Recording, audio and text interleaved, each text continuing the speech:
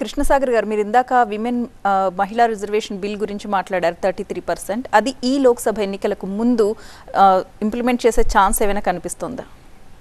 నేను ఇక్కడ మాట్లాడమ్మా నేను దాని గురించి 33% రిజర్వేషన్ బిల్ మహిళా రిజర్వేషన్ బిల్ పాస్ అయింది కదా, ఇప్పుడు దీనికి సంబంధించి వచ్చే లోక్సభ రాజ్యసభ ఎన్నికలకు ముందు అదేమైనా ఇంప్లిమెంటేషన్ కి అవుతుందా అని అంటే కష్టం. అంటే ఇంప్లిమెంట్ చేయడానికి కూడా మీకు ఏమవుతుందంటే డీలిమిటేషన్ వచ్చే ఛాన్సెస్ ఉన్నాయి నెక్స్ట్ ఇయర్. డీలిమిటేషన్ అయిన తర్వాత చేస్తే యాక్చువల్లీ ఆ రిఫార్మ్కి విలువ ఎక్కువ ఉంటుంది. అంటే వాళ్ళకి సీట్లు మనం ఇచ్చే పరిస్థితి ఎక్కువ అవుతుంది. The number of seats can be increased. అప్పుడు అది ఇంక్రీజ్ చేస్తారు కాబట్టి ఇచ్చేది ఈజీ అవుతుంది.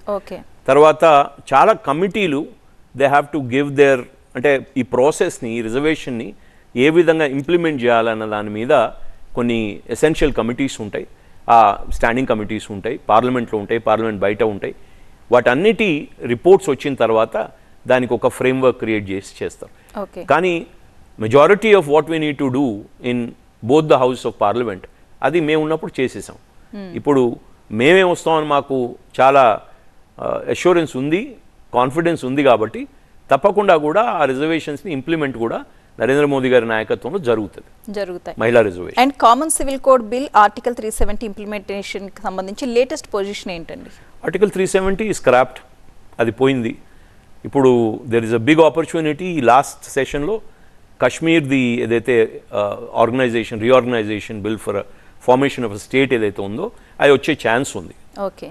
ఛాన్స్ మాత్రమే, నాకు 100% తెలియదు, కానీ వచ్చే ఛాన్స్ ఉంది. వస్తే అక్కడ ఎలక్షన్స్ అవుతాయి, యాజ్ యూజువల్ ఒక కొత్త రాష్ట్రంగా కాశ్మీర్ నడుస్తుంది. కాబట్టి 370 ఈజ్ ఫుల్లీ ఇంప్లిమెంటెడ్. అండ్ దాంతో అవుట్కమ్ ఏమొచ్చింది అంటే అక్కడ peace, industrial growth, tourism growth, safety, security, యూత్కి జాబ్స్, ఇవన్నీ కూడా అక్కడ జరుగుతూ ఉన్నాయి.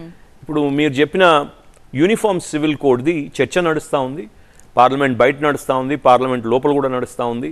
కాబట్టి ఈసారి ఎందుకంటే మాకు లాస్ట్ సెషన్ కాబట్టి, అంటే షార్ట్ సెషన్ కాబట్టి, అది ఆ బిల్ మూవ్ చేసి క్లియర్ చేస్తామా లేదా అన్నది తప్పకుండా కూడా పార్లమెంట్ ఏరియాలో, I'm not a parliamentarian, I'm not an MP, కాబట్టి వాళ్ళకే తెలుస్తుంది. ప్లస్ మా గవర్నమెంట్ ఎజెండా ఏందన్నది హౌస్లో వాళ్ళు సర్క్యులేట్ చేస్తారు. రైట్.